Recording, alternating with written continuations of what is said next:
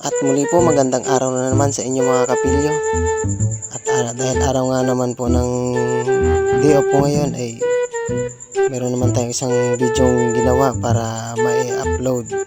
At kung gusto nyo panoorin nyo lang po ito mga kapilyo. Umpisa na natin. Ayan. Dahil pagkagising mo ng umaga ay wala akong magawa kundi naisipan ko magsibak ng kahoy. Ayan mga kapilyo, kung nakikita nyo, nagsisibak na po ako niyan. Inumpisahan ko na sa pagsibak ng kahoy kasi medyo maaraw at saka walang ulan. Masarap magsibak ng kahoy kasi mapapatuyo agad.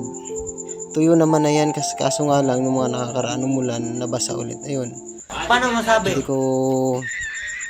Hindi pa nga pala ako nag-aalmusal yan mga kapilyo. Kasi gawa ng inuna ko muna yung pagsisibak ng kahoy. Kasi pag umaga, hindi talaga ako nag-aalmusal. Hindi ako nakasanayang mag-almusal sa umaga. Ayan mga kapilyo. Patuloy lang tayo sa pagsisibak. Ayan mga kapilyo. Yung ibang magjowa dyan, naghihiwalay na. Pero itong kahoy ko na sinisibak, ayaw mapaghiwalay. Talagang may forever sa kanila. Ayaw mo sa akin, ayaw ko din sa'yo. Pisting yawa ka. Hindi magsibak. Baka sa sobrang galing ko ng pagsibak ng kahoy, pati kamay ko masibak, wag naman po. Medyo maaga pa naman, bukas pa yung palengke. Pwede ba tayo makahabol ng panang manok pamalit sa kamay, mga kapilyo? Hindi. Joke lang mga kapilyo. Papatawa lang pala. Medyo nabulol nga ako sa part na yon. Kaya manood na lang kayo. Talagang napag-isipan ko na talagang magsibak mga kapilyo ng kahoy. Dahil may araw kasi pag tag-ulan na mahirap na naman, mas okay na yung may reserba tayong gatong kapag tag-ulan. Wala na tayong problemahin kundi yung lulutuin na lang natin. Wala nang problema sa gatong mga kapilyo kasi may nakahanda na. Yun. Ayan, sige mga kapilyo, sibak. Sige mga kapilyo, sibak lang. Kaya mo yan, wag mong tigilan. Hanggat may kahoy, sige sibakin mo. Gunggong! Barinig kita sa mukha eh! At ayan nga mga kapilyo, talagang hindi talaga napakali ako. Ayan mga kapilyo, panoorin nyo. Natapos agad ako sa pagsisibak mga kapilyo. Medyo na parami yung sibak natin mga kapilyo. Ayos na ayos yan mga kapilyo.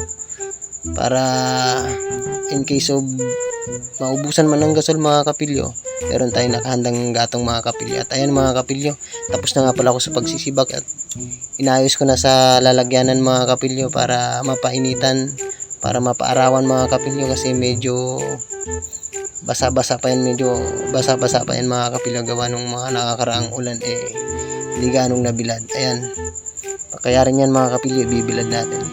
At kung nyo pong nakikita mga kapilyo, ayan na nga, nakaayos na mga kapilyo.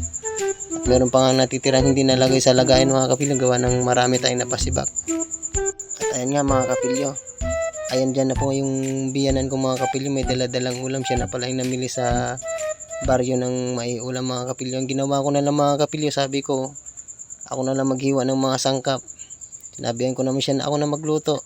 Sabi niya, sige, asikasuhin mo na lang yung panggatong mo, ako nang bala magluto. Kaya ang ginawa ko mga kapilyo, pinaghiwa-hiwa ko lang muna yung mga dapat hiwain kasi para kaya nga pala ako naghiwa ng mga lulutuin mga kapilyo gawa ng naliligo si daddy, pinaligo ko muna. Sabi ko ako muna mag-asikaso rito, pagkayarin nyo na lang maligo. Sabi ko sa biyanan ko, kayo na lang pong magluto. At ipagpapatuloy ko nga pala yung ginagawa ko kanina mga kapilyo. Ready ko lang nga pala mga kapilyo yung gatong para mamaya sasalang na lang at sisindihan para mabilis yung proseso natin mga kapilyo. Ayan mga kapilyo, kung nakikita nyo talagang wala na talaga akong masabi. Gawa ng hindi ko masabi, gawa ng wala akong naiisip. At alam nyo naman mga kapilyo, wala akong isip.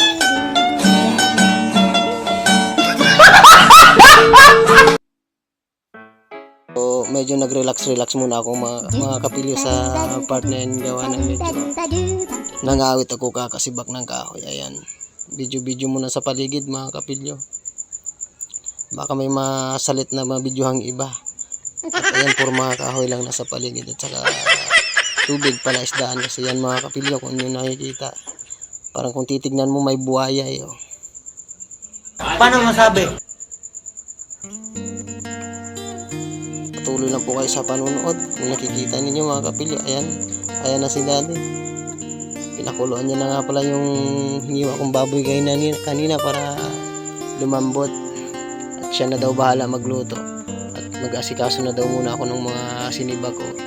Gawa ng medyo makulimlim yung panahon mga kapilyo. At ayan mga kapilyo, nagsaing nga muna pala ako dyan. At ayan mga kapilyo, yung grinder ko, sira nga pala yan mga kapilyo. Tamang tama, may in-order ako sa Shopee mga kapilyo. Kakadating-dating lang ng parts ng grinder mga kapilyo. At gagawin natin yan dyan. Ayun na nga mga kapilyo, ang bilis ng pangyayari. Tapos na agad na pagluto. Kumain muna kami doon mga kapilyo. At ayan mga kapilyo, balik tayo sa ginagawa nating grinder. At ayan mga kapilyo, ang bilis ng pagkagagawa ko. Pero pinahirapan nga din pala ako nitong grinder na to kasi ang daming binawasan. Ay, dapat bawasan kasi gawa ng hindi sukat. Ayan mga kapilyo, testing. Ayan mga kapilyo, nagawan din natin ng paraan. Ito na po yung last ng video. Part ng video mga kapilyo.